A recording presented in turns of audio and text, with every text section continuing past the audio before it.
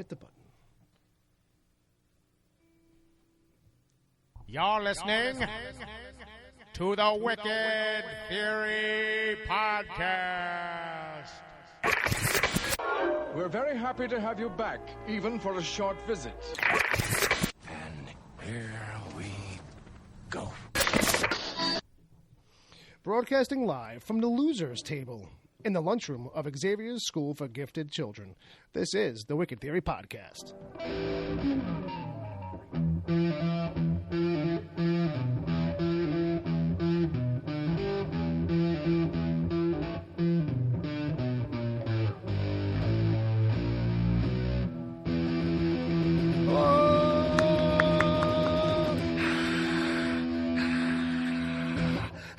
That's the crowd going wild, folks. That's a sports reference, no? And the crowd goes wild. No? Yeah. Anyway, Yeah. All right, this is the Wicked Theory Podcast. My name is Bill Sweeney. This was my stupid idea. I brought all my friends together. I got my buddy Ed. Beware the Ides of March. Any particular reason? No. All right, I got It's a little early. Good point. And that's my brother Bob. Hello. He's playing guitar for you and your listening pleasure. So, hey, welcome back. It's nice to be here. See, I see hearts already. I made demands. I made demands in the pre-show Periscope that we do every week. These guys are committed. I told these guys I want to see some hearts, not for love, not for the. It's not about the love. It's just a device. We want to see those things pop up. Mm-hmm. You know, maybe get some attention around there on the Mixler. Just a little bit, you know. Yeah, a little bit. A little bit. Yeah. A little bit. Maybe help us out, get us on the front page of Mixler once in a while, you know. A little bit. Get a little attention, you know. A little bit. You love us, help others love us. A little bit. And just put it on the end of every sentence, I guess. Laying it on thick bill. A little bit. Thank you. Just checking. All right. A little bit. Okay, so this is episode 90. We got some... Wow. It's kids. Holy crap. Wow, we got work to do. That too. All right. the review. So we got some pitch versus pitch coming. Yep. We got some news, as usual, with the emails and stuff like that. Normally, we should do a big rundown right here of where to find us and all that, but we trimmed it back because now we have a promo from Paula that we're going to play later on. Yes. And so basically, all people really need to know is we're on iTunes, Patreon, or worth writing home about. They're old files I found. Cool. And so we've gotten to a point now where we don't have to blow smoke up our own asses. We have people who are willing to do it for us. Well, kind of, a little bit, something like that. Something like that. You know. Just out of goodwill from being friends, podcasters For nothing. for nothing. Yeah, No, nice people. They like the show. They like us personally. No, it was a fair Or exchange. at least you. Or at least, well. I actually admitted on Twitter this week that Paula is one of the few Canadians I trust. Yeah, well, that's, that's got to be a short list, right? Yeah. What was that, like, probably 2? I don't think I know many more Canadians personally. Like Bob Uecker? Isn't Bob Uecker? No, I don't know. No, he's from Milwaukee. He's Mr. Baseball, dude. I know. Well, I didn't know where he was from. I didn't know it was Milwaukee, Bill, but I knew. That guess was just a bit outside. Boy, wasn't it? Ooh, boy. And, Tom Kay, with his beloved, he's reminding me that we do have some DCTV this week. Oh, yes, you do. Yeah, actually, we do. Yeah. It's back. It's in swing. There are shows. I have a feeling we're going to get a full dose finally. Yeah, it's going to be jam-packed. Oh, man. I don't know how I'm going to get through it all, but we're going to do it. Jesus Christ. I'm done. I'm tired of it already. If it helps, Ed, we have pizza. Well, I'll tell you this much. There's pizza? Don't break your neck. Jesus. But I'll tell you this much. I didn't finish watching Flash, so I do need to know how that ended. Dun, dun, dun, dun. But yeah, so here we are, and you know what that means right about this point is that we kind of go see who's in the chat room, who's hanging out with us so far. And Ed, do you have any kind of a tally or a rundown or a list? Yeah, But actually, Bill, I think that there's just too many people on this chat. Is that what it is? Track of. Yeah. I bet. I think it's up to like 1 million or so. Well, what are some of the people that you can see? Any familiar faces in that sea of people? There's Wesley Ryan Gaskins. We know him. We got Thomas K. We know him. We got Clint. We know Yep. Clint. And Prof Politico. Prof. Hanging Prof. out. Good to see you. Pat the baby on the head for me. All right. I've yet to see that kid. I think for more than 2 minutes. I think I saw that kid and he was sleeping. Mm-hmm. That's how they do it when they're little. Yeah, and we got a hashtag chat game for you. We do, guys. Oh, we do? You guys in the chat, take 2 TV shows and smash them together to make a better TV show. Examples include My 2 Incredible Hulks. Hey, you can't have just one. And Leave It to Hannibal. Oh, that scamp! That scampy little fuck. He keeps cutting up the cats. Oh, that kid. Hey, where'd the neighbor's kid go? I don't know, but he speaks German very good. I don't know, but these spare ribs are amazing. He can cook like a motherfucker, that little kid. All right. So take 2 shows. Take a break from the hearts. I know that you guys are on full heart assault right now. I'm watching it on my phone. They're just hurts, lots of love. So thanks for that. But that's it. So right about now, we jump over to a little thing we call the Meanwhile. Meanwhile. And then, what's the fuck? That's fucking Bob Fear. That's Zamfir's cousin. Mm-hmm. He doesn't play the wind flute, but he plays the harpsichord. So I don't know when he's going to put the episode out. It wasn't up today, but I did an episode of 7 Days a Geek.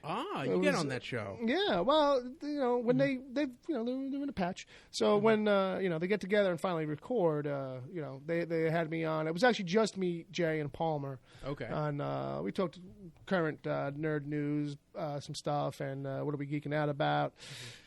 I confessed my love-hate kind of thing with Emerald City.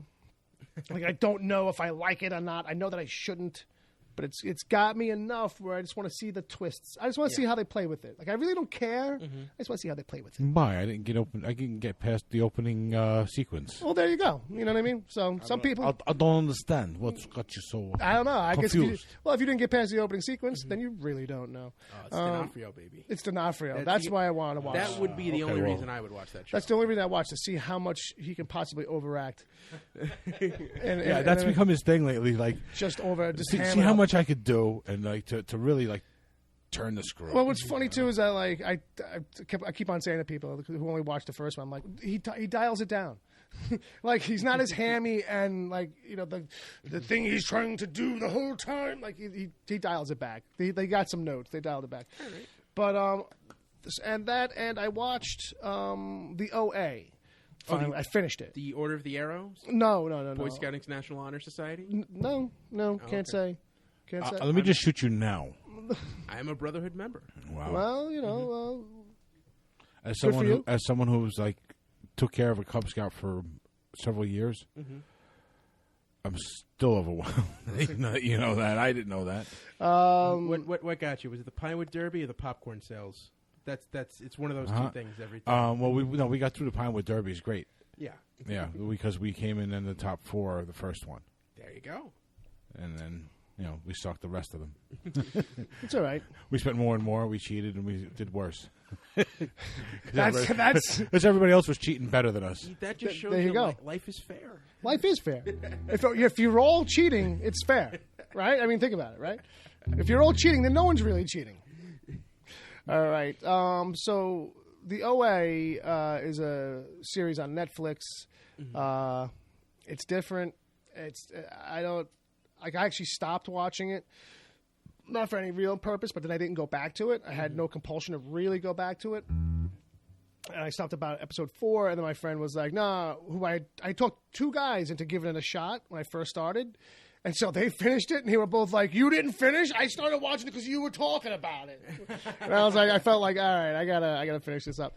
So I did, and it was funny because like right where I left off, the next episode picks up finally. Like in episode 5, it kind of ratchets up, and it does what it's you've been waiting for it to do, kind of a thing. Okay. And so, yeah, this is a series that I don't want to give it away, but it does end for the season like in a very weird like. Okay, like you need to explain things. Like you can't just like do a few things that aren't very clear in the last 10 minutes. And although like kind of like, okay, cool, whatever, but like you were on a run there explaining everything, and now you got vague. So now at some point you basically were standing up and going, no, you can't just do that. Well, kind of. I was kind of like just like, how did what? Like kind of like that. it was like one of those kind of twists on Lost, where you'd be like, all right, I feel like this makes sense. It's just that like I didn't catch something, or I need to read someone's episode breakdown to kind of catch what I'm not catching. But I'll end up checking it out again. You know what I mean? That's some vibration going on my table. It's not my vibrator. But Ed, I see Ed. Are you working diligently over there? I see you typing. I just realized that we don't have Palmer hanging backside with us, so someone's got to keep track of those hashtags. Very, very true. Very true. So I'm kind of pulling a little bit of double duty. I am hearing every word you're saying. I can't guarantee you that I'm listening, but I'm hearing every word you're saying. Oh, well, that don't count. So it's going in one ear and out the other, but it's not necessarily being right in between. What? Exactly. Well done. That's another fine performance of Wicked Theory Theater. Edward Theater. The Ed Wood Theater. All right. But Ed, over to you, yes. sir. My meanwhile. You have a thing in the meanwhile. Yes. Well, there's a spreadsheet that I have been contemplating putting online. I'm not sure if I want people like muddling in the Google Doc. Well, but I can. I'm not sure how to. I don't know Twitter. Right, fair enough. But you're all right. We'll get back to that. Yeah. But what is this thing? Okay, so the Oscar nominations came out this week. Yeah. And as people know, I am a little bit of an aficionado. Who, you? Yeah. No. Many would go as far to say snob. No way. Okay, fair enough. When it comes to the movies, and every year A little bit. Little bit. Every year I try to keep track of what's going on. Okay. What are the big things, and why? Just because I like movies. I just like because watching them. you're a little bit obsessive, maybe. Just a little bit. Okay, fine. Kind of. You're trying to find a way to make this interest a hobby. Yes. Okay. Yeah. Okay. So, So, of the 62 nominated films, yeah. As of today, yeah, having seen a double feature of Moana and Passengers, fair enough. Don't know how those jive together, but anyway, they don't. I've seen 24 of the 62 nominated films. Ooh, and when are the Oscars? February. It's at the end of the third week of February. So third Sunday in February. So you got some work to do. Yeah. Your of those 38 left? Yeah. 15 of them are shorts. Okay, so that's quick and easy. Those you can, if you find them, you can bang them out. Sure. They're like potato chips. Yeah. But I've seen 63, almost 64% of the nominations of the movies I've seen have covered those. So, All right. I've attempted to go the full Oscar challenge to see every nominated movie before the ceremony twice, and I failed both times. Well, as usually it's either there's like one or two documentaries that I can't find, or that's what I would there'll think. be like that one movie that's not in theaters but hasn't hit on demand yet. Right. And that's I don't know how I'm going to see Allied. Right. Fair enough. Don't know how it's going to happen. Didn't realize that was going to be worth anything. From what I understand, it doesn't have to. I don't know. I thought Allied was the one had some mixed kind of reception. Oh, it did. It did. Oh, it did. But you're a completist. Evidently, the costumes were great because they got a costume design nomination. The people were stiff. The costumes, not so much. No. But the real thing. Every single time, it's always the foreign films. That's the thing that's hardest. Well, you would think so. That kind of makes some sense and to me. I have the benefit of living in New York City. Yeah. Where I'm not far from a lot of really good art house movies, movie theaters. So I have the opportunity to see those. But I'm curious to hear from listeners, if you're in the chat or, if you just want to drop a line. Is this undertaking worth it? Should I go for that Oscar? Is Grant in the freaking chat room? And do you think I'm going to do it? Well, I'll tell you what. Ed, speaking of challenges, you put this in the notes as Oscar challenge, and I thought it was going to be a game, so I made it one. Sorry, buddy. It's a surprise. It's a shocker. All right, buddy, it's on you. We're playing a game. Ed, we have Oscar questions trivia for you. Oh, no. Yeah, we got 10 questions, 2 bonus questions. Okay. Let's see how you do. All right. Are you ready? Can you focus? Yes, I'm ready. All right. I'm ready. Okay. Each one of these is multiple choice. Okay? If you can answer the question without going to the multiple choice, I don't have Palmer. I'm not keeping track of points. I'm going to hear those choices. Well, go fuck yourself then. All right. Question number 1. The first Academy Awards ceremony took place in 1929. Where was that ceremony held? The Dolby Theater, Beverly Hills Hotel, the Kodak Theater, the Hollywood Roosevelt Hotel, Grauman's Chinese Theater, or Bob Hope's Pool House? Wouldn't be Bob's Pool House. The Kodak Theater was just recently built, so it's not that. I'm going to guess the Beverly Hills Hotel. Oh, you'd be wrong. It's the Hollywood Roosevelt Hotel. God damn it! Question number 2, Ed. Clark Gable, Claudette Colbert, and Frank Capra clinched top honors for what film at the 7th annual ceremony? It happened one night. That's right. You sure it wasn't the last suggestion? Hot Nights in Tweed. Oh, okay. No? Okay. Oh, that's right. The remote, but I knew the answer. Fun. If anyone wants to know a screwball comedy, this was the first. That was the first. That's the one that started it all. Every screwball comedy is trying to imitate. You have Cannonball Run and The Hangover had this movie to thank for it. Yes. Okay, fair enough. Question number 3. What famous animator did Shirley Temple honor with a special Oscar? Walt Disney, Schultz, Frank Capra, Otto Mesmer, Max Fleischer, or Johann von Doodlemaker? It's Walt Disney. You sure it's not Johann von Doodlemaker? Sure. All right, it is Walt Disney. You got that one right, too. I think you got the first 3. No, you got... I got 2. You got the first 2 one. out of 3. First one was wrong. Question number 4. What was the first motion picture presented in color to win a Best Picture Academy Award? Snow White and the Seven Dwarfs, Gone with the Wind, An American in Paris, The Artist, The Sundowners, or The Three Stooges in 3D? Okay, you're going to have to go that one more. Fucking son of a bitch. One more Son time. of a You are going through them a little bit fast, Bill. All right.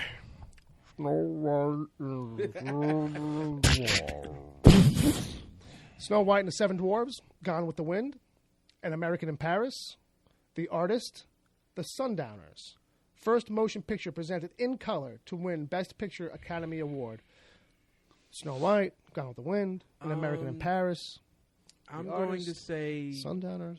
Just on the off chance, I'm going to say the Sundowners. Gone with the Wind. Gone You're with fucking the Wind. horrible. Your people are so angry with you right now. I don't know who your people You're are. at 50% right I now, Ed. overthought it. I guess maybe. So, Ed, when was the first telecast of the ceremony? 1929, 1947, 53, 54, 1991, or 1851 BC? 1954. 53, Ed. So close. Bastard. Missed it by that much.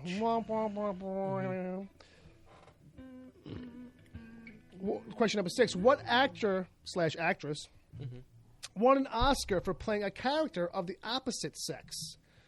Julie Andrews in Victor Victoria, Linda Hunt in The Year of Living Dangerously, John Travolta in Hairspray, Glenn Close in Albert Nobbs, Robin Williams in Mrs. Doubtfire, or Will Smith in Suicide Squad? I think the only one of those that won was Julie Andrews. I think it's Julie. What actor/actress won an Oscar for playing a character of the opposite sex? Opposite sex. Yeah. Is it Victor Victoria? No, sir. It was Linda Hunt in The Year of Living Dangerously. Okay. Which was a movie I did not see. This game is not so much fun anymore. No. That's the one I would have picked, Ed. So it must have at least been nominated. Yeah. Question number 7. What funny man has hosted the most Academy Award ceremonies? Bob Hope, Billy Crystal, Steve Martin, Jon Stewart, Johnny Carson, or Rupert Pupkin? It's either Johnny Carson or Bob Hope. I'm going to say Bob Hope. That's right. Bob Hope, ladies and gentlemen. All right. Question number 8. What infamously happened during David Niven's 1974 telecast? I know this one. You know this one? I'll give you the answers anyway. Jack Lemmon slid down the stage stairs. An audience member loudly cursed the Academy during a speech. A streaker ran across the stage. The envelopes with the winners' names in them were lost. Charlton Heston arrived late. Or Burt Reynolds took a shit in a potted plant. A streaker ran across the stage. That's correct! That streaker? Burt Reynolds. All right, question number 9. Who is the oldest actor/actress to win an Oscar? Shirley MacLaine, Christopher Plummer, Dustin Hoffman, Paul Newman, Clint Eastwood, or the cranky ghost of Jack Palance? Christopher Plummer. That's correct. Correct. Question number 10, Ed. Is this it? No. Oh, we got more. We got 2 more after this. Two This more. is All the right, question. let's 10 questions and a couple of bonuses. 10 questions. Number 10. What director has the most Oscar nominations? Steven Spielberg, Martin Scorsese, Woody Allen, John Ford, William Wyler, or Zack Snyder? Most nominations? Nominations. I'm going to say Spielberg. Ooh, that's what I would have said too. William Wyler. I guess law of averages or something. I don't know. All right. So you're putting in a lot. What are these, like 5 or 6 choices? Well, this is just how it was set up on the thing, and we just copied and pasted it straight in. Because these are like, there's like 6 choices, and like it's based on the idea. I think that 2.5 of them are plausible. This is like taking a fucking AP test. Sorry. Yeah. Well, this is going to decide whether or not we let you stay on the show. I didn't tell you that in the beginning. Oh, yeah. This one's you kind didn't of important. study for the last month? Yeah. I'm sorry, man. This one's kind of important. Question number 11. What is the only film that has been nominated for more than 10 awards and won them all? Gangs of New York, Avatar, Titanic, Lord of the Rings, Return of the King, All About Eve, or Star Trek VI, The Undiscovered Country? Nominated for more and won all of the ones it was nominated for. Right, 10. Well, that would be Lord of the Rings, The Return of the King. Yeah, whoever thought that would have fucking happened, right? But that is the correct answer. I don't know how many you got out of the questions rounds because I'm not keeping track. But we have 2 bonus questions. They're trues or falses. Okay. These were meant to be the redeemers, but I think you did pretty good. I think you came out over half. Presenters used to say, and the winner is, before giving out the statue. This changed to, and the Oscar goes to. That changed in 1989. True or false? 1989? True. That is correct. Wow, you're doing pretty good. Last question, also a true or false. According to one theory, the iconic gold statuette known as Oscar was named after a secretary's uncle who resembled it. I thought it was Betty Davis's uncle. Betty Davis's ex-husband or something like that. Betty Davis was involved in this somehow. I'm going to say false. Well, it is true. Maybe it's just the story's mixed up. But maybe, hey, who knows? Maybe the site was wrong. Who knows? Maybe Betty Davis just tacked herself into that fucking story to get more famous. I don't know. But well, it's clear he actually knew that, so just give him that one. All right, fine. All right. I don't have like a big okay, you won bell, but we'll do this. Like an award, like we play Jogging's theme. All right, that's good. You won. All right, so that was a little ambush for you, Ed. Do you feel safe now? Do you stop sweating? Yeah, I feel better. Do you really? Not really. Yeah, I don't. Anyway, I don't fucking either. I swear to God, this computer intentionally wants me to fucking crash. Like I swear. It hates you. It just every week now. It just during the show, it asks me for if I want to update. Like I don't get it. I don't get it. Anyway. So yeah, we should do news now. Fuck yeah, news. Shit, we do news.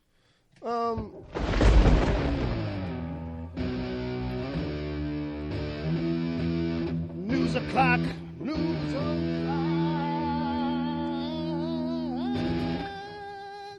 All right, so yeah, so heading over to TV news. Yeah, we got some of that. So Fox has an untitled XMen TV pilot in the works. Yes, not Legion, which is going to be on FX soon. Next month, February or something. Yeah. But they have announced they found a director for that pilot. Yes. And his name is Bryan Singer. Which is good because he's already tied into this muckety-muck. Yeah, he's got a little bit of experience with the X-Men. Yeah, that's true. And, it's hit or miss a little bit. But, yeah, so this is a thing where it's like they're on the run. The family's on the run. Their kid is a mutant, basically. Yeah. Is like what we know about it so far. But there was a recent kind of quote from somebody on the staff, a writer or a producer, and he was like, basically, you'll probably end up seeing some other X-Men real characters. It won't be just made-up characters for the TV show. But I think what that means is like, yeah, they're going to be so secondary, like they might as well be. Yeah. But, yeah. Like, wait a second. Now, Fox, he had to play Fox can create their own X-Men? Mutants. They probably can, to a degree. Well, they just have it set in that world, yeah. And it's probably mitigating circumstances. It's probably that shouldn't be allowed. No, with this license. It really shouldn't. Don't get me wrong. It's like you have enough scope with it as it is. Well, really, how many people have been X-Men? I mean, there's got to be, 500 of them? But the TV shows, they have to work with Marvel TV. So Jeff Loeb and the Marvel TV team is much more involved with this. They would have signed off on it. But chances are they probably used like a real third string or second string kind of character. Maybe some random kid who popped up in a side story that's been like undeveloped and it's untouched, so we can use it here and make it our own.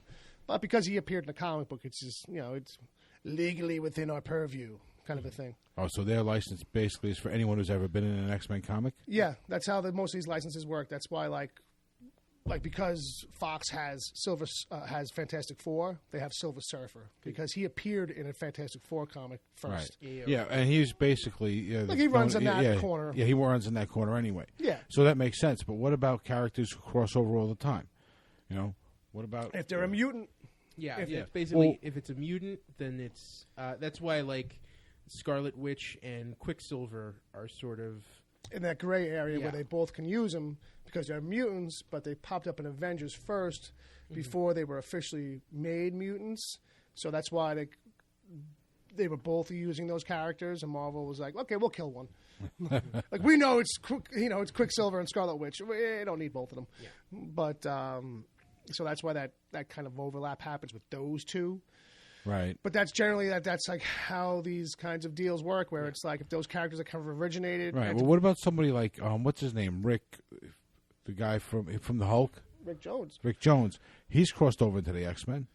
Not like in a major way. Like he's appeared, but he was nobody's sidekick over there. No, but if he's appeared, he actually has powers now.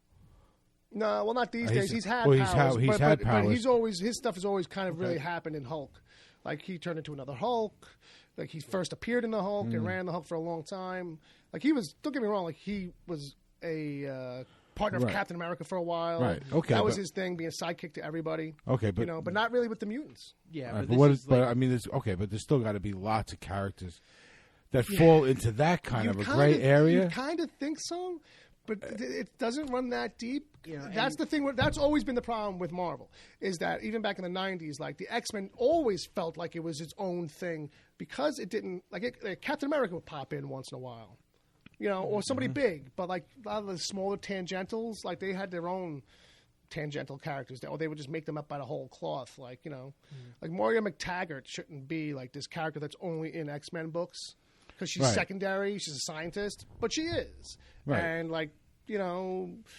that should have been maybe, if Marvel was a little bit more hip back in the days, make that somebody who appeared in X-Men, some secondary Make her a member of S.H.I.E.L.D. or something. Yeah, you know what I mean? Mm-hmm. But this is how this all... Okay. Well, there's a good point. S.H.I.E.L.D. I mean, S.H.I.E.L.D. crosses over to, a whole bunch of stuff. Avengers, X-Men. Yeah, but their exploits don't happen. Spider-Man. Yeah, but... Again, that's just, it falls under Marvel. Yeah, it's the proper. It's the way the contracts were drawn up. Like I know Skrulls are Fantastic Four. Right. Well, no. All right. So there are answers to these these really fine gray areas. Yeah, like Skrulls. That's why you're not going to get Skrulls anytime soon. And any of this, all this with all of Marvel's. That's the thing. Like we were talking earlier about the Shi'ar before we went on. That's an X-Men alien, even though there's this whole Krull, Kree, Shi'ar, alien war, three-way war that goes on, you know what I mean? Right. The Shi'ar are kind of like X-Men universe characters, and the Skrulls are Fantastic Four universe characters, and the Kree are Marvel proper or Avengers kind of characters. I can't imagine working on a legal team for that fuck company. It's got to be a licensed insanity. Yeah, please. Yeah. It was all easy until all of a sudden, the last 20 years, and it got all crazy. So I don't know. Keep an eye out for that. The X-Men related show on Fox. Next up, a little bit of sad news, but the New York Times, they have all their different bestsellers lists. Yeah. Well, they're dropping hardcover graphic novels, softcover graphic novels, and manga will no longer be considered. In a statement, they said there were a bunch of different categories that were experiments that they're just kind of moving on from.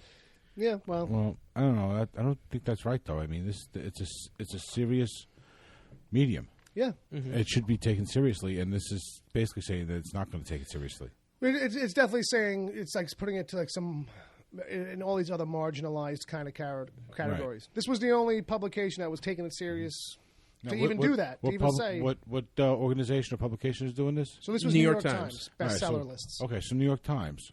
All right, so I mean that's it. That's New York Times bestseller lists are the shit.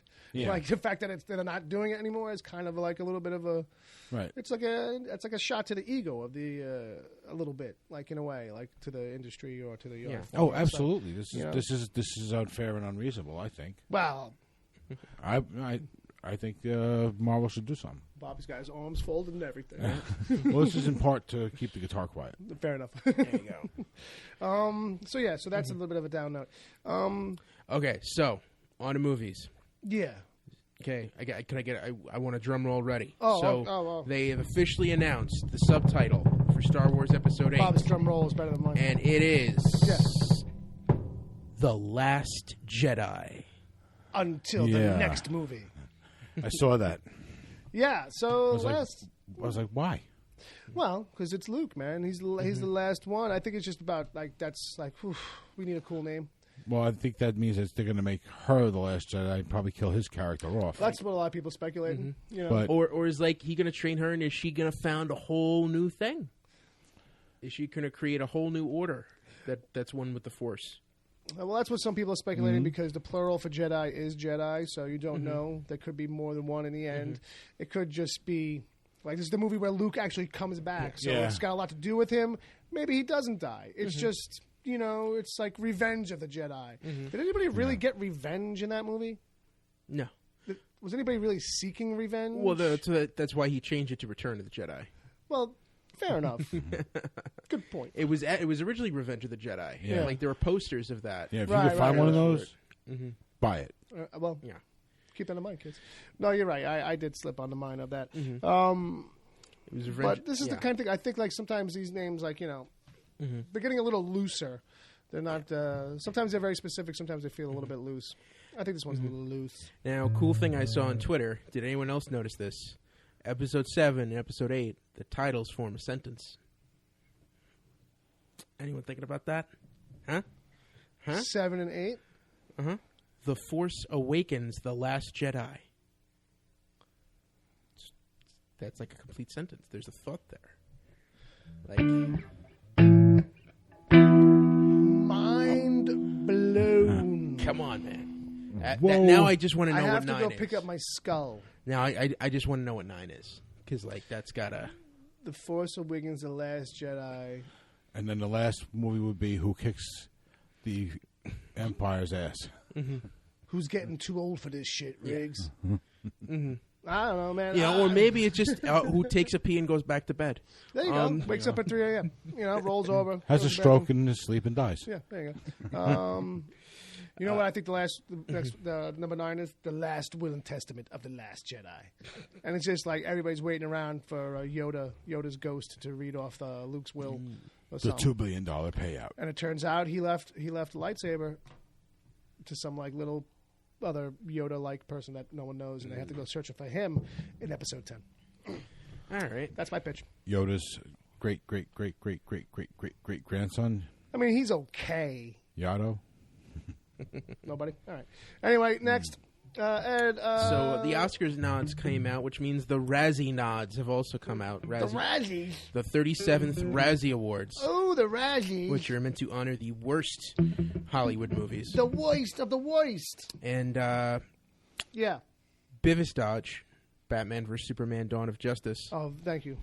Because I didn't know what the hell you said. Has led the way with 8 nominations, including Worst Picture. I will just I won't go through the whole list, but I will just say the other Worst Picture nominees are Batman, are Dirty Grandpa, Gods of Egypt, sure, Hillary's America: The Secret History of the Democratic Party, scandalous, Independence Day: Resurgence, right. And Zoolander 2. Sad to say, I have seen 3 of these movies.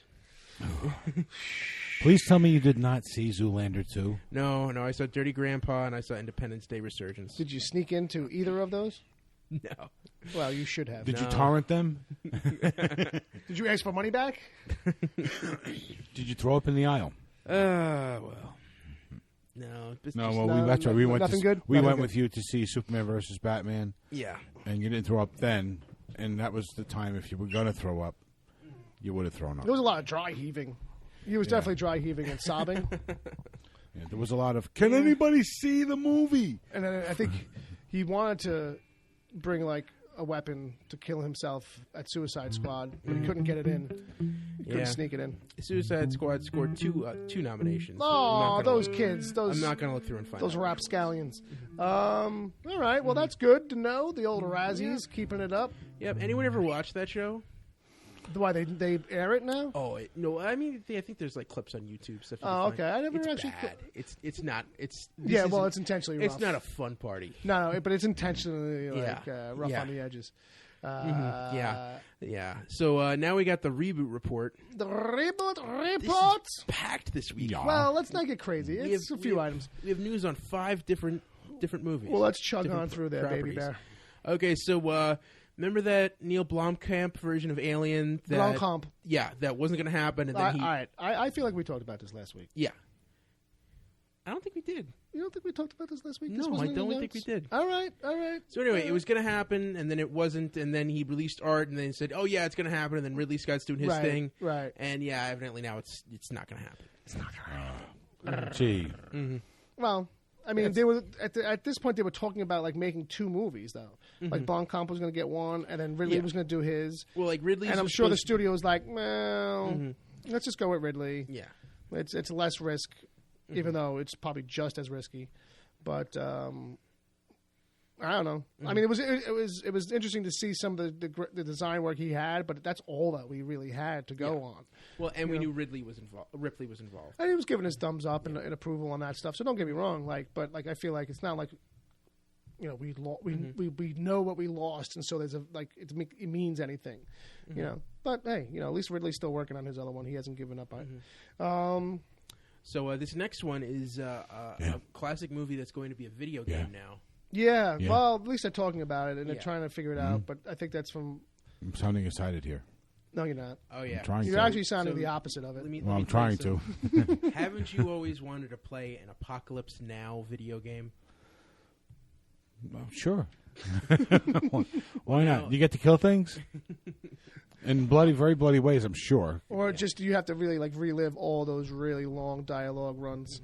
So here's what's funny is that because this actually made the rounds in the news at work, we started rewatching Apocalypse Now. I don't know how you're doing this. Like, don't get me wrong. Like, I didn't know how they were going to make like a video game out of The Godfather or some of these things where they, which was actually considering what it was, which is just, GT, Grand Theft Auto, 1950. You know what I mean? It was all right for what it was. But, what are you going to make? This is like a stealth game in the jungles? They're saying it's an RPG. Yeah. And it's from the makers of Fallout New Vegas and Far Cry, which I don't. Well, those are both. Well, those are both excellent games with their first-person shooters. Yeah. So if this is going to be a role-playing game, it's going to be something new for them. Yeah. And it may even for them be in the first-person perspective. Yeah, and hey, it's jungle warfare, and it's nothing any different than anything else that's out. I just, it just feels like the movie is so dark and fucked up and languid and takes its time. Yeah. Like, are there any chests lying around waiting to be opened so you can find some little bits of gold? How do I read? There is a goal there. You're hunting for Kurtz, so I can see how you could kind of play that story. Don't get me wrong, it would be the overarching thing. There's probably some stories that are being told throughout the movie, right, guys? So they're probably going to play through those. I want to play Kurtz on the rise, on the come up. That's what I want. Well, their goal is $900,000. Right now, they're at 129.9, 129,963 with 26 days to go. So, all right, we'll see how that works out. Good luck, guys. We really like to see your idea. So, okay. Now here's one that sounds interesting. Are you sure? So NBC has ordered a pilot for a TV version of What About Bob? What about you? But here's I'm sailing. That's the only thing I remember from that movie. Yeah. But And I hated the movie because my name is Bob, and everyone was like, "Yeah, that's what that movie is." Yeah, right. Oh, that must have been torture for the next God. fucking 3 years. Jesus Christ. Yeah. Well, but And any time it played on TV for the next 10. Yeah. Well, Oh, yeah. You won't have to worry because they're changing the title for this one. It's What About Barb? They're doing a gender swap. Oh, well, that's probably because it's easier to get away with showing a woman be nuts week after week. Well, that's what my point was going to be is like, I bet you by the time this comes on, like, people are like, you can't be making fun of the mentally challenged like this. Just saying. Like, mental illness. I don't know. I don't know if times are changing that much. They're going to have to dance around it a little bit. I don't care. The Democrats are out of office. By the way, Uncle Jay. They're still alive, though. Just saying, Uncle Jay is in the chat. Yeah. I'm going to respond to this right now. The last thing that we need is a Requiem for a Dream video game. No, that's where you're wrong. That's where you're wrong. No. Like, that's the kind of game the guys who are making the other game should be making, because those guys, they can do more wild, crazy stuff. Because I don't know if you'd make it out, if people would make it out alive. Like, not only that, not only are you doing that game, but you're going to make it a VR experience. Like, I want to dive into his eyeball, when he shoots up that fucking heroin. I want to live that. That movie feels like I'm stuck in it. Like when you watch that fucking movie, you start getting the cold sweats. Like, I think I'm addicted to heroin.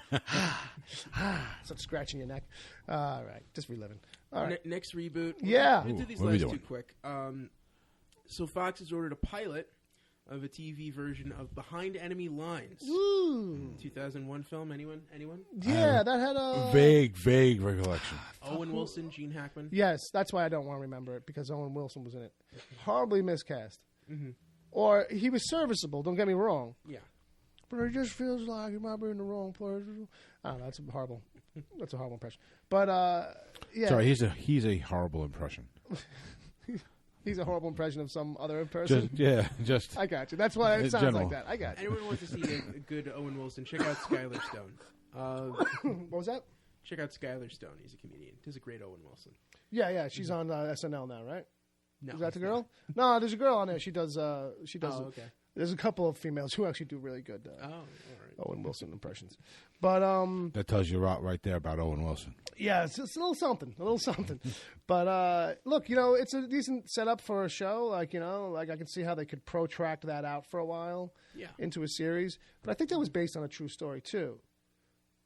I mean, I don't know if it was literally a true story. But well, here's the thing. I don't know if it was based on a true story, inspired by a true story, or loosely based on a paper napkin that someone wrote down their opinion of a story. Yeah. But something like that. Yeah, it's about as much as Homeland. Claire Danes plays someone who's sort of like a real person. Wait a minute, you're telling me who happens to be a redhead in the CIA. Next, you're going to tell me House of Cards is not based on any reality whatsoever. No, which lately I'm starting to wonder. Well, it's based in reality. It was in Britain first. That's fair enough. All right, so now, that's a long ways. Last one. Yeah. Now, when you think of TV shows from the 80s, that deserve a second chance. Yeah, you know what I think of? I think of things like A-Team or Quantum Leap or even Miami Vice. Star Trek: The Next Generation. Sure. Well, a Star Trek. Anyway, but CW. Yeah. They have picked up a pilot. Okay. For Dynasty. Why? Because kids loved that show. Because their 90210 reboot went so well. You mean Riverdale? Yeah. Oh. So anyway, what are they going to do with Dynasty? Like, how do you... Like, what's the switch or flip on that? You don't do one, right? You just play it straight, probably, because you can't. Mm-hmm. Like, you can't. What do you do? Make it darker, make it more serious, and then it's just Riverdale. This is straight from Variety. Just do it as a black comedy, man. Do it like War the Roses style. I was going to say, make it a comedy series of some kind. Yeah, it says the original creators are involved. But, of course, but it's also being produced by the creators of Gossip Girl. Girl. All right, so we know this is not going to be a black comedy.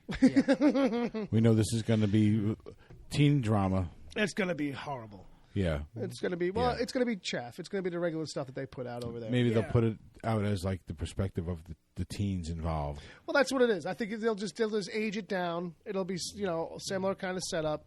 And they'll just age it down. Terrible. Yeah. Waste. I'm looking at this, and they're not. It's just saying modernized remake, and the synopsis they're giving is pretty much the original show. It doesn't look like they're giving any kind of new spin on it.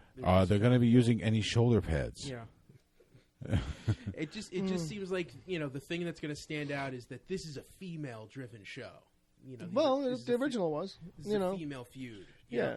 That's a new idea, Bill. Yeah, that's going to be fresh in 2017. That show had fucking Jackie Collins on it, chewing up the scenery. That's and Linda not Evans. New. Jackie Collins and Linda Evans were cat fighting every freaking week. Well, that's what I mean. The only thing was missing was the Jello. Pretty much. They were doing it in Ferragamo and all that crap. Mm-hmm. Whoa. You got to watch them fight and tumble down the stairs. That's a classic bit. So that was the news. Yeah. Oh, that's the news? Are you insinuating that the news is over, Ed? 'Cause I think that's what you meant. Down, bow, bow.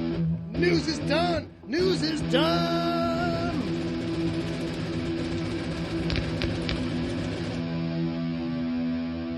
Bob lost a fingernail on that one. Quickly over to the chat game because I didn't want to abandon that because I know some people threw some good tweets. I bet they did. I copied and pasted whatever I could. Okay. So here we go. Thomas K. The setup chat was game. Yes, the setup again was smashing 2 TV shows to make a better one. All right. So I'm just going to say out random things you tell me. So $6 million Scooby-Doo. I like it. Expensive episode. My 2 broke dads. That's real, man. That's some real reality shit TV right there. 2.5 Hulks. Okay. The Big Walking Dead Theory. Okay. I like Star Wars Rebels Next Generation. I think that's coming. I think give it time. That's going to be my personal favorite, Sesame Street Hawk. Sesame Street Hawk. Nice. Comes blasting out of the fucking alley, runs over Oscar the Grouch. Bert and Ernie riding King and Queen on a motorcycle. Nice. Got the sidecar. Love it. King and Queen is one on the back. All right, fair enough. Mm-hmm. Fair enough. So those are some of the great hashtags we got from that game. Woohoo! All right, you little bastards. Now we got the big moment everyone's really been waiting for. Are you sure this is the big moment everyone's been waiting for? Ed? Well, no, that's Pittsburgh's pitch. All right. Mm-hmm. Ready?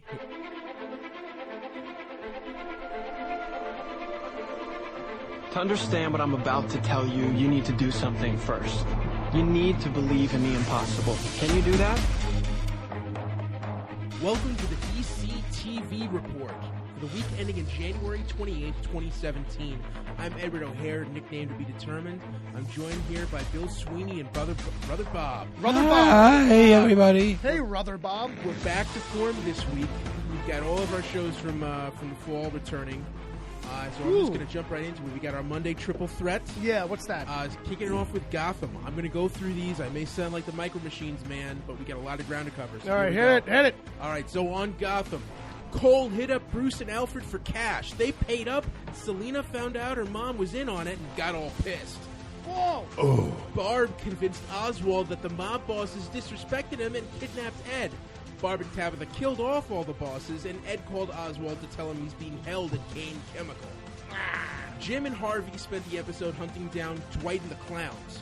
He stole Jerome's body, tried reviving him, got impatient, sliced off his face, and took over a TV station. What?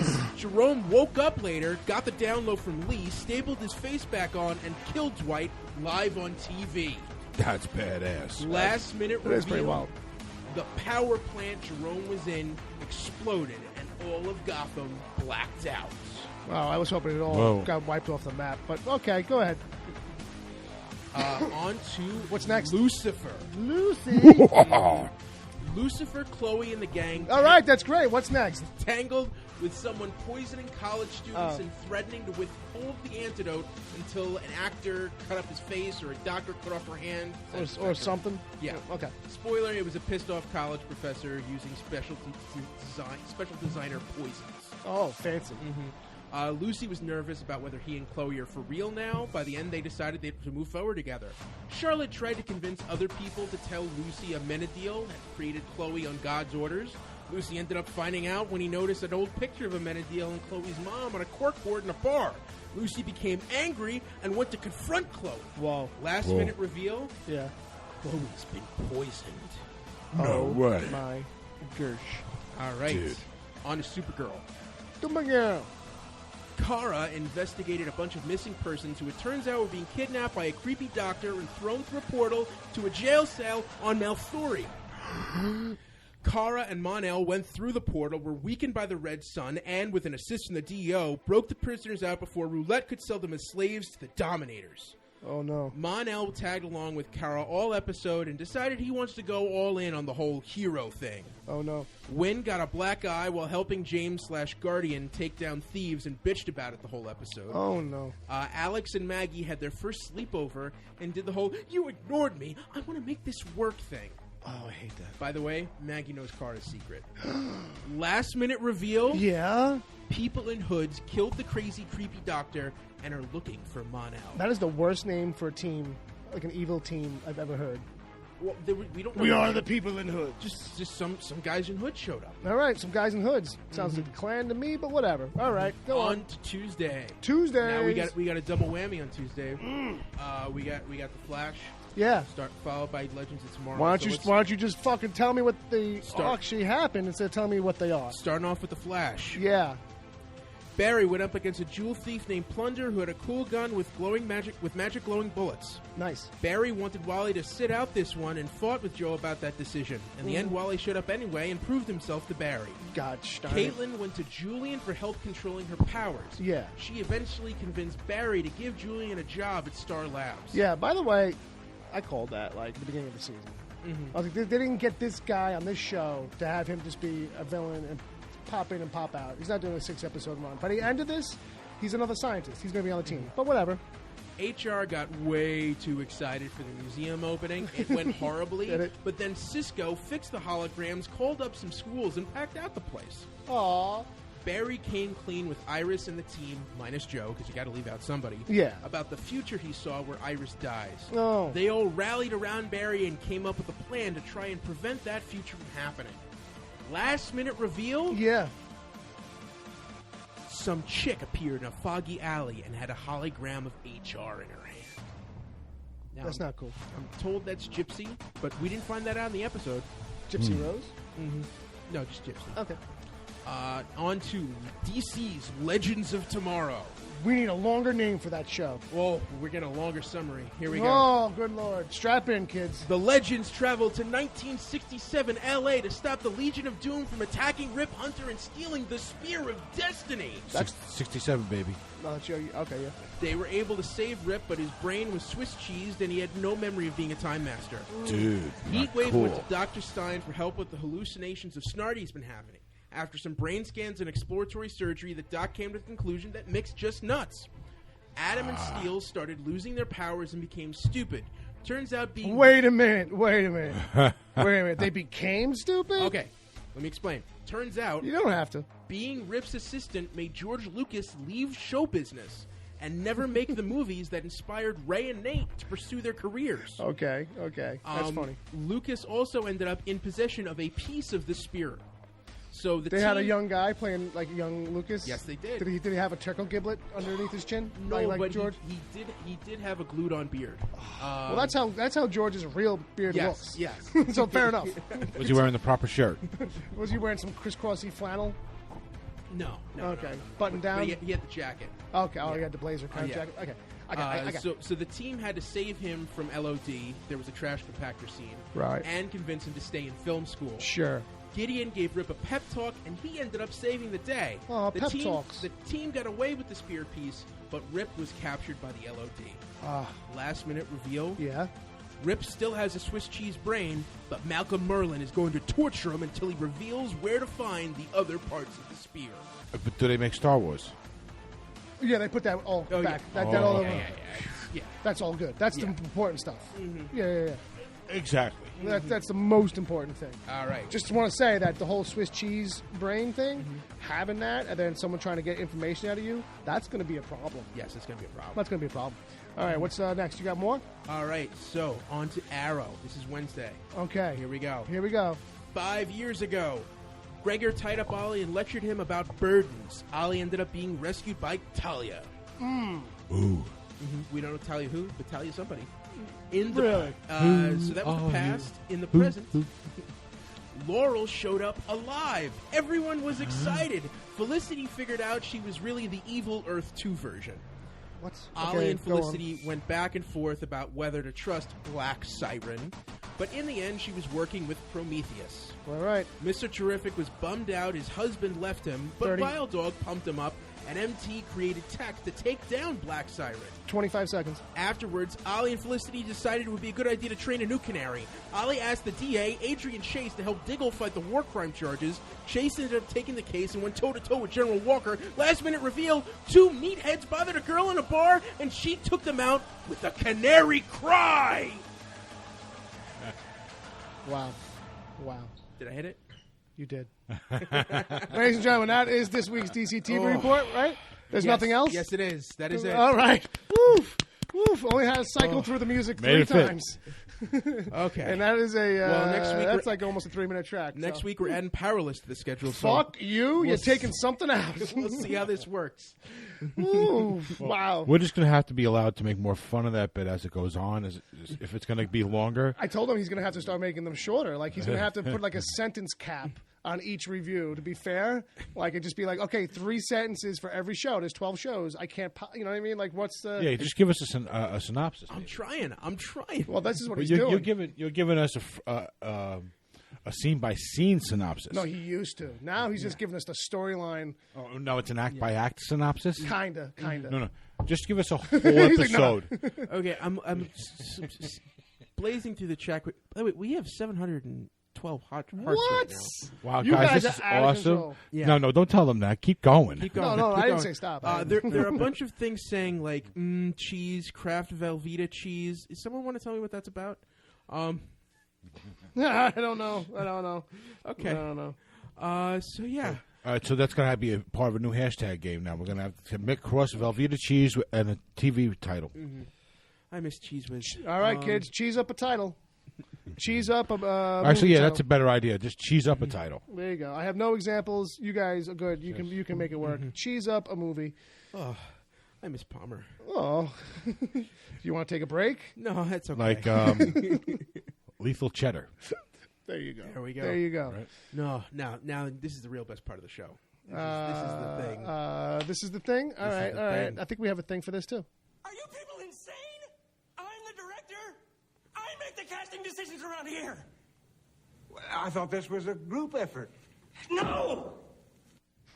No! It's not a group effort. All right, so this is Pitch versus Pitch. This is a weekly regular thing we do. A battle to the death. If only. Let's get ready to... I can't say the next word because it'll cost me $1 million. Fumble. Yeah. Let's just say there you fumble. go. Crumble.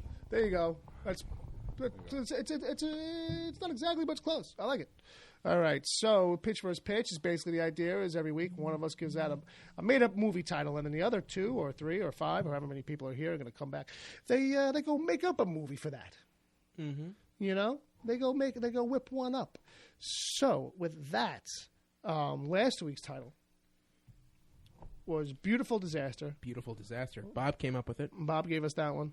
Yes, I did. Ed, would you like to go first, or would you like to defer?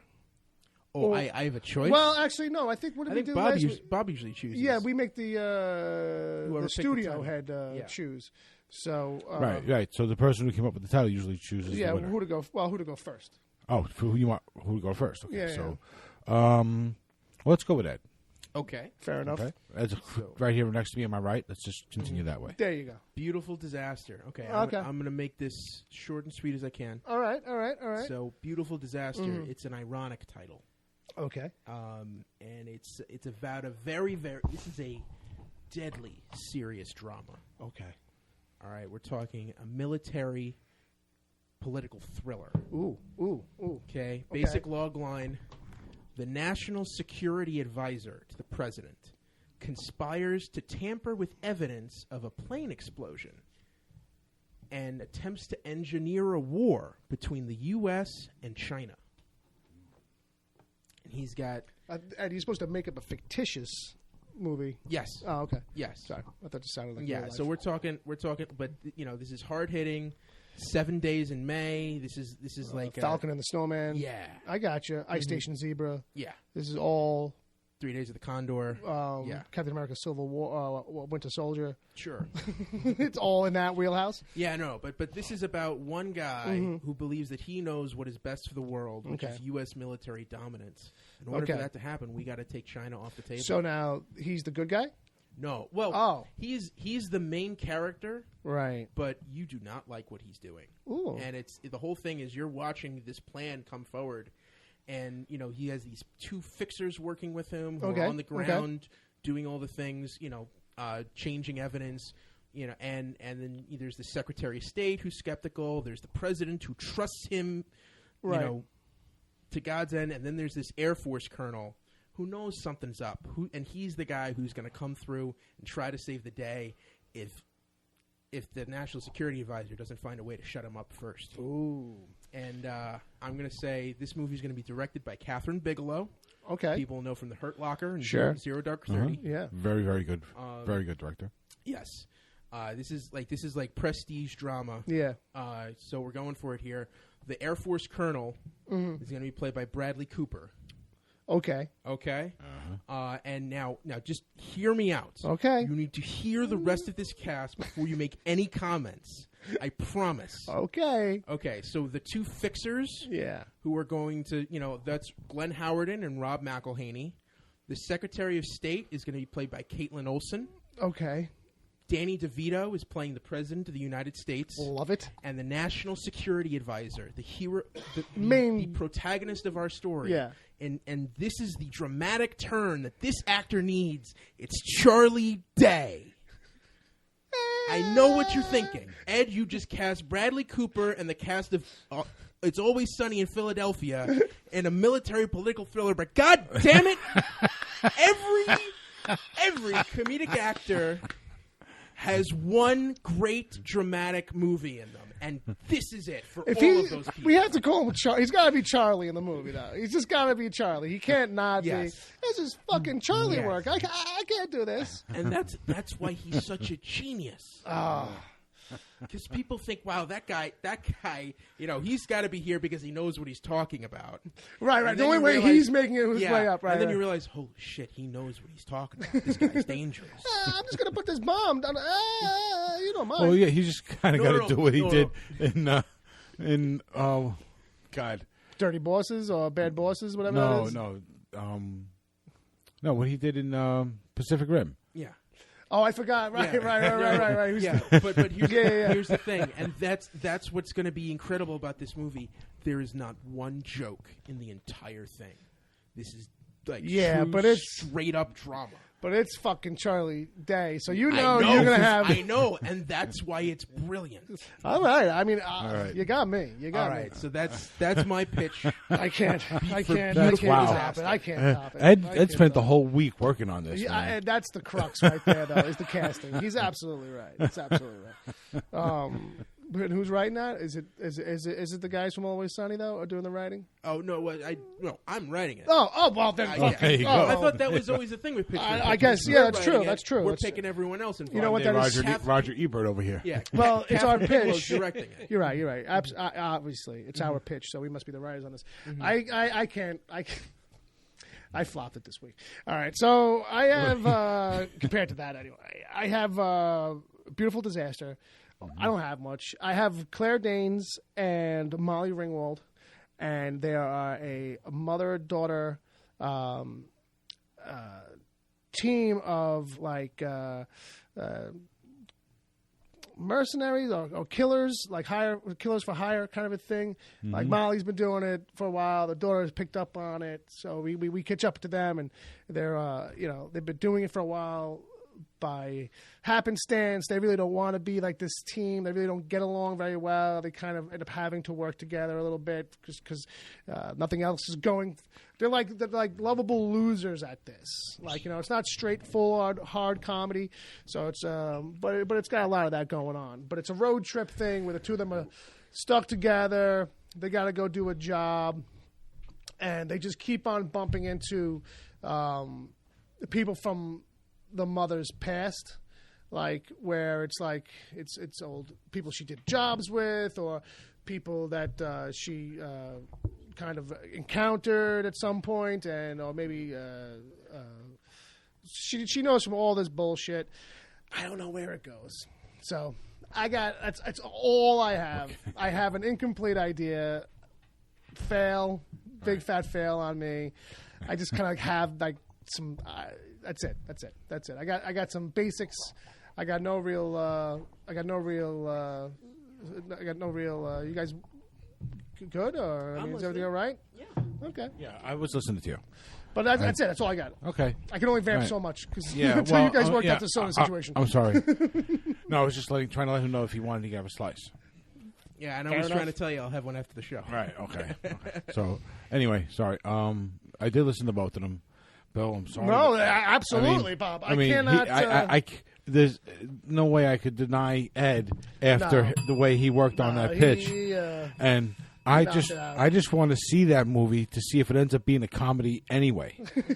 I feel like it's going to be like that. I mean, I can't watch Charlie Day panic and not think that that's going to be funny. At the very least, with the entire cast of Always Sunny in the movie, people are going to be going thinking it's got to be funny. Yeah, and then they find out that that Charlie Day is playing an evil genius, like one of the greatest villains of the last of cinema in the last 20 years.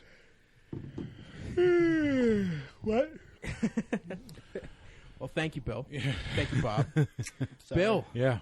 So, have you thought about what title you want to give us for next week? For next week, I was thinking what I would do is I might actually, and I was thinking about this, and I wasn't sure if I should do it, but I think maybe it'll work because we got a decent amount of people in there. That I was going to go through this chat room and find something random. While he's doing that, I'm going to go through. Nope, I got it. I got it. My title for next week is I Will Let You Know When I Get Home. Okay. I will let you know when I get home. I will let you know when I get home. Don't forget, there's a little piece of scrap paper and a pen in case anybody gets a sudden idea and doesn't want to lose it. But, yeah, so that's going to wrap up Pitch versus Pitch for this week. If anybody, let me just go through the emails. Yeah, there was nobody really sent one in. So if anybody wants to send in their pitch for, that came from Thomas K, by the way. I stole that from Thomas K. Let me know when you get home? Yeah, I will let you know when I get home. It's a long title. It is.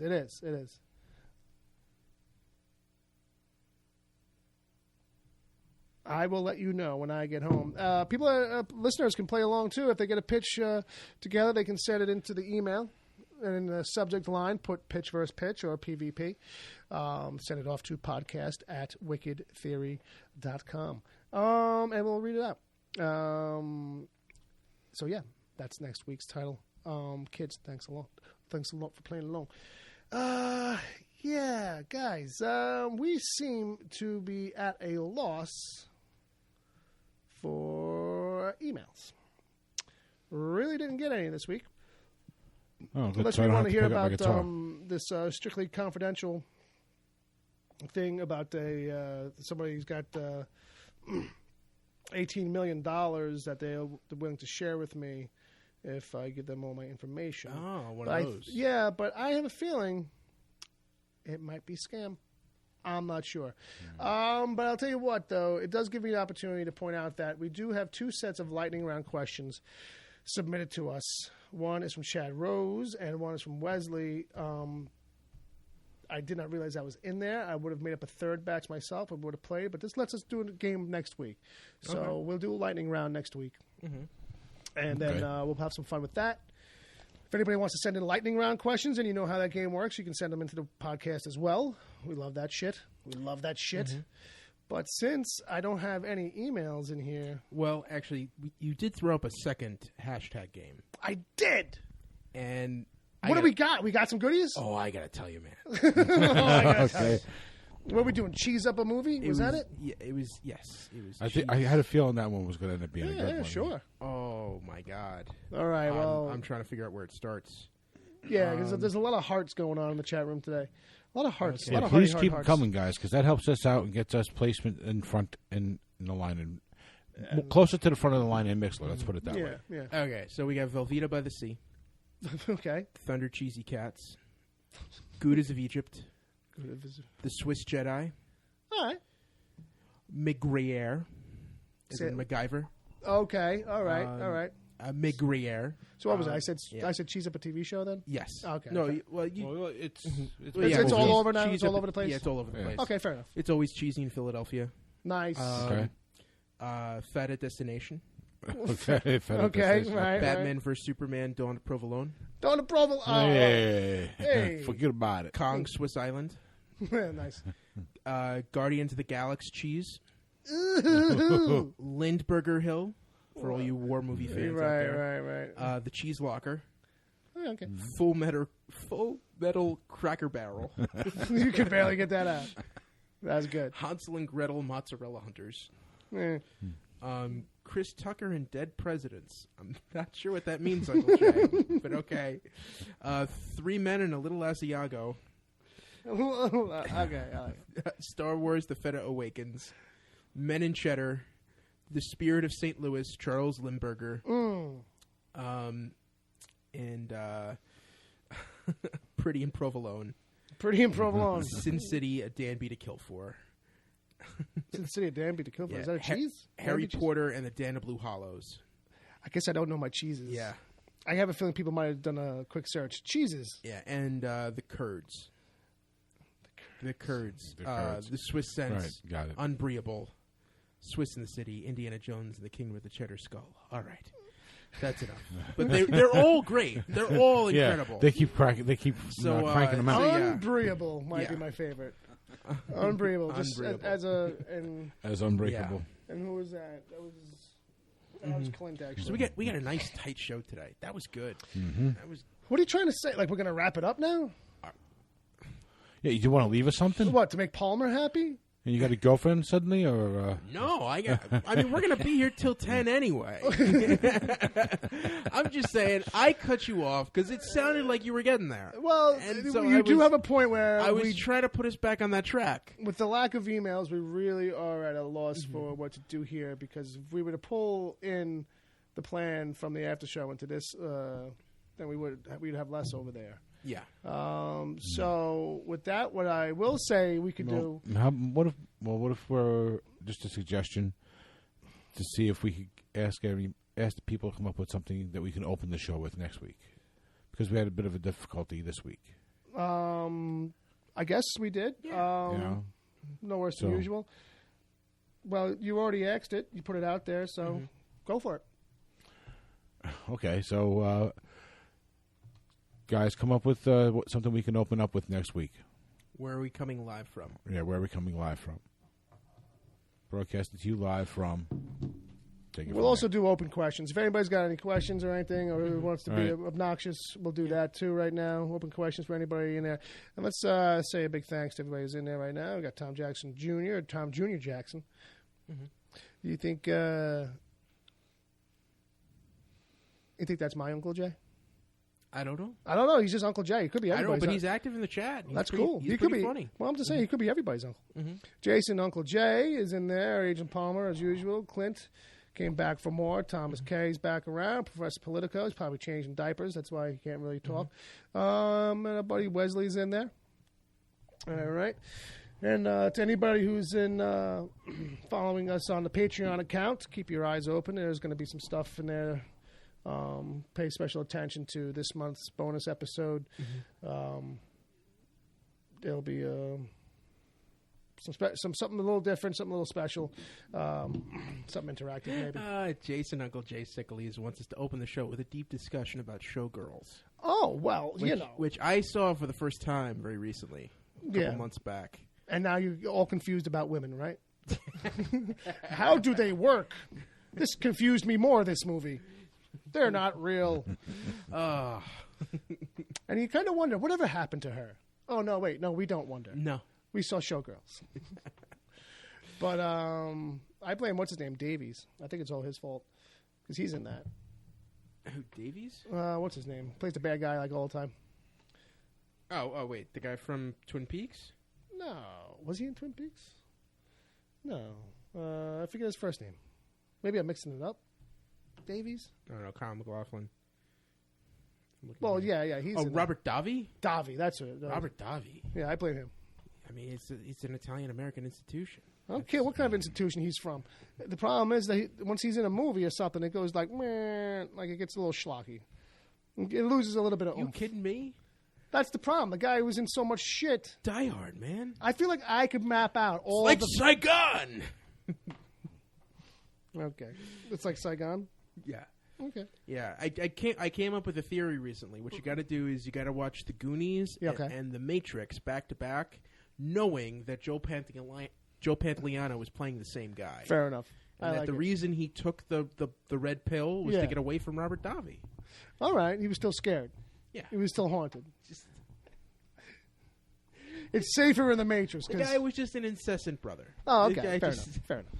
I thought he wanted back in just to taste some steak. Imaginary steak. Yeah. That's why he wants back in. All right, so we got a couple of lines here coming in for next week. Maybe we'll go through them. We'll keep them off the conversation, but we'll take a look at that again before we start next week's show, and maybe we'll pluck out one of those, you little lucky bastards. I don't want to get caught up in it now because that'll just become the conversation about that for 25 minutes. Mm-hmm. But if anybody's got questions, any random shit, top 5 steak scenes in film lore. We got to think about that. I can name one because we just talked about it. Mm-hmm. I don't know if I could name any other. Although the good scene, I mean, I don't know if it's... Isn't there one in The Godfather? I was going to say maybe a meal. Maybe not steak necessarily, but a good meal. You know what's a good fucking meal scene? In Raging Bull. When De Niro and Pesci are sitting there in the kitchen, and he's like, just punch me in the face. Punch me. Fucking hit me. And he starts fucking whacking him. And he don't do nothing to him. Oh, what a nice movie. Kids love it. What's the worst product? How about bad product placement in a movie? Does anything stand out to you in your head? Isn't Jurassic Park known for being really bad in that? Well, Back to the Future, evidently California Raisins paid a bunch, and that's... Pepsi, I think, also was big in... Well, no, but California Raisins, they just decided to tack a poster on a park bench that the homeless guy is sleeping on when he actually gets back to the 80s. Okay. So that's... Just something that sticks out for you? That's one of these ones that's always kind of been stuck in your craw? Yeah. Well, it's infamous. Like, they paid a shit ton of money for that, and we're like, what the hell? That's all we got out of it. That's not the best representation of California Raisins.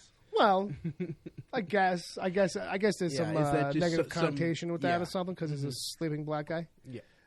No, it was just a homeless bum. Just okay. Homeless drunk. Crazy drunk drivers, you know that. Oh, I got you. They probably at the time were like, we would have preferred to have been in a better scene. And then in Back to the Future 2, it was crazy drunk pedestrians. Fair enough. I can't really think of any off the top of my head.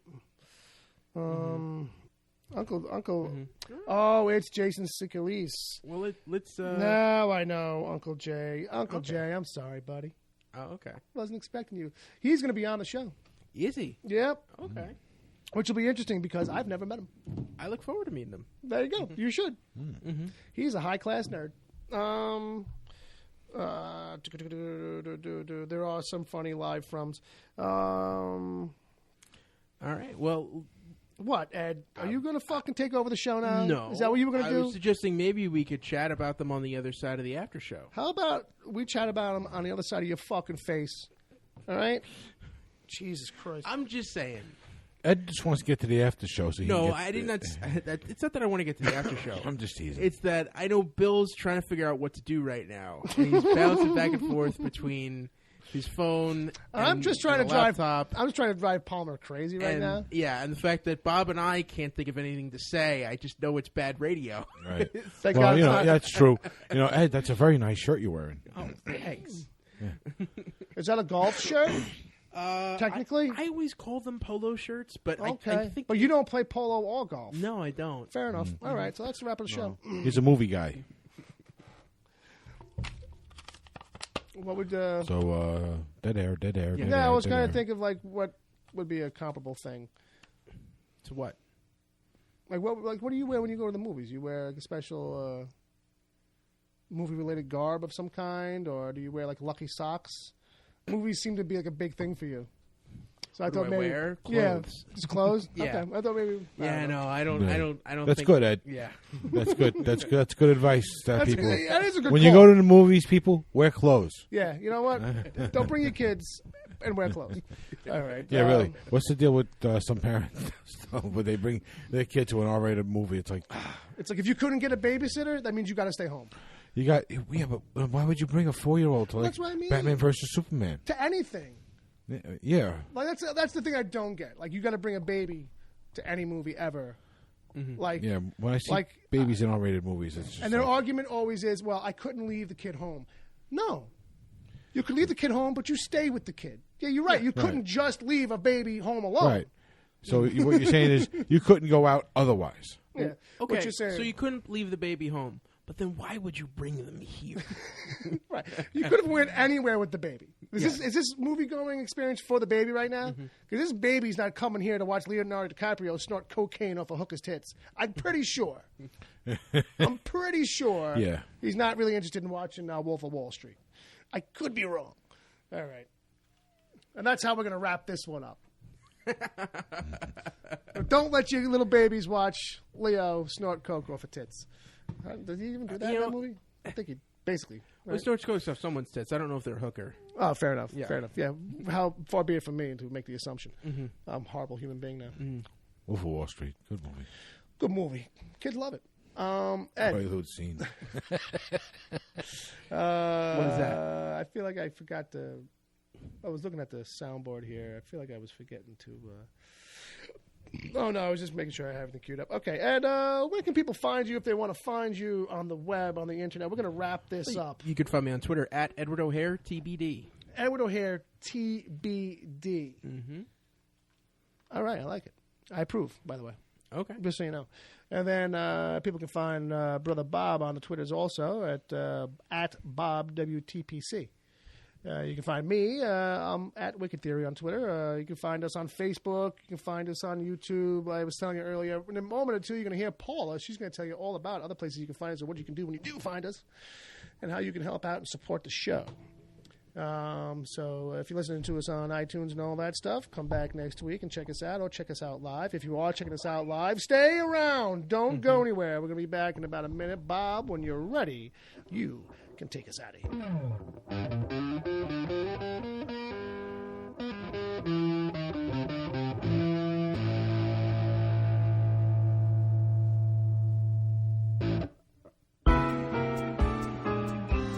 The Wicked Theory podcast is heard live every Saturday at 7 p.m. Eastern until whenever. Just go to mixler.com/wicked-theory. Mixler is MIXLR. Sign up to join the chat. Then click the follow button to get reminders whenever the show goes live. You can find the show on iTunes, Stitcher, Google Play Music, wherever good podcasts are given away for free, and at wickedtheory.com. You can support the show at patreon.com/wickedtheory. There you can get the after show if you miss it live. God forbid. Plus other exclusive episodes. As always, send your emails to podcast@wickedtheory.com.